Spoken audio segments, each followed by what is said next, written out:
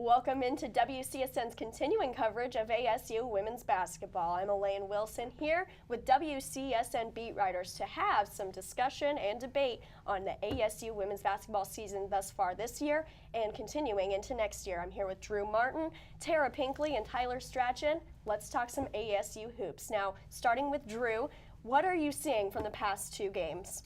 Well, the Sun Devils had a very good start in the first game, and they had a complete game for the first time in a long time. But against UALR, they had a really slow start, shot 6 for 28 from the field in the first half, got lucky off a nice shot from Alicia Davis on a run in the second half. Over the last 9 minutes, I think they were 24-8, and they managed to come back and win that game. They're definitely going to need to have a complete game to beat Florida State, so that's something to look forward to in the coming games.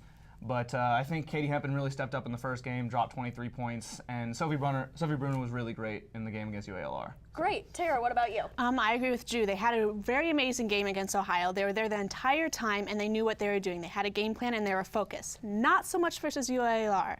They were not as focused, and they're a lot slower than they were to begin with. ASU prides itself on speed, and they just didn't have that during that game. So that's something they're going to need to bring to FSU, especially since FSU is bigger and taller than ASU. So they need to make sure they have that speed and conciseness that they had versus Ohio.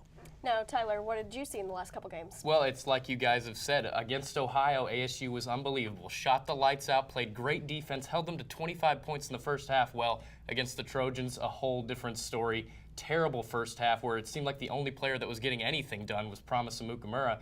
So for FSU, I mean, they're just going to have to play a complete game, like you guys said, and we'll just have to see if it happens. All right, great. Now, second question for you guys. I'm going to start with you, Tara. When it comes to what has come down the stretch in the NCAA tourney, who has stepped up for this team and possibly who needs to step up for this team?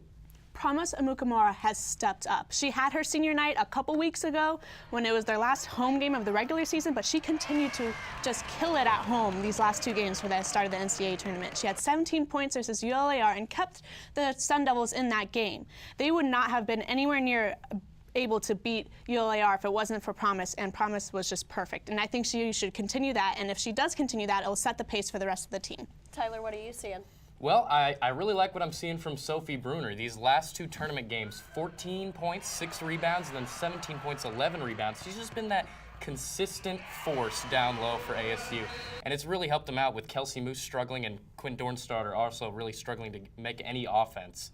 Yeah, definitely. And Drew, what have you seen from these players? Well, I definitely like the way Promise Amukamura has been playing. It's her last tournament. She's a senior, so she needs to go out on a high note.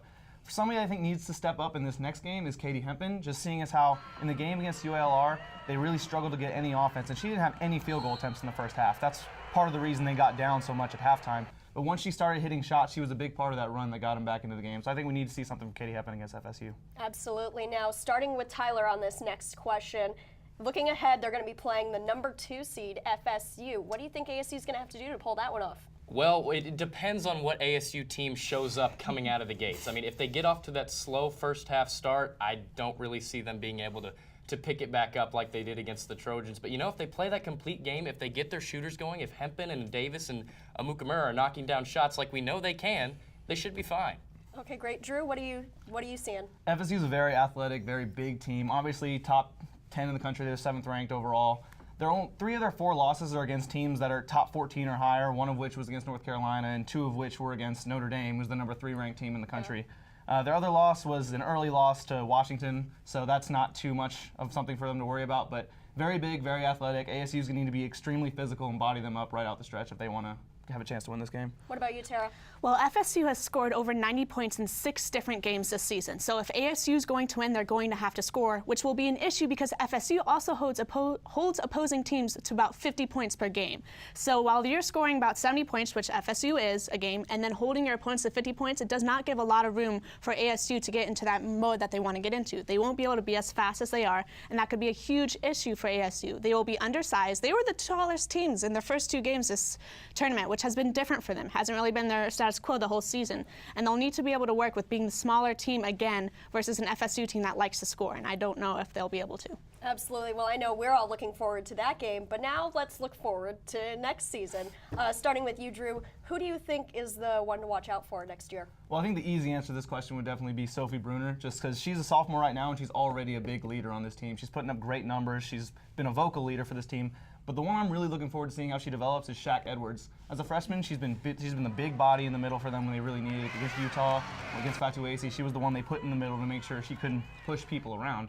So as she develops over the offseason, I'm interested to see what kind of role she plays next year. Definitely. What about you, Tara? I agree with Drew. I am a huge fan of Ayanna Edwards. I love Shaq. She is my favorite player on this team. I'm a little biased towards that. It's fine. She is going to explode. And I saw this at the beginning of the season. She didn't get really a lot of playing time at the beginning of the season, but as she's gotten better, she's gotten a lot more playing time. And Coach Charlie Turner-Thorne even thinks she might be able to dunk by the time she's out of ASU. So I'm excited to see that. Maybe it won't happen next season, but I'm really excited to see if that's a possibility. And you, Tyler, to finish things off. Okay, well, speaking of players that might be able to dunk pretty soon, I've been saying it all year. Knew this was coming. Quinn Dornstadter, Yeah. the 6'4" Saskatchewan center, has been unbelievable this year, making major improvements from her freshman season. I'm really excited to see her improve even further. She's always had the physical tools. Now the skills are starting to show up. So, Quinn Dornstadter, 2016, watch out. Sixth man of the year right there, right? Right, definitely, of course. Well, thank you guys so much for your awesome insight and analysis of this team. If you want to check out any of these guys' work, you can check it out on CronkiteSports.com. Thank you for tuning in today, and have a good one.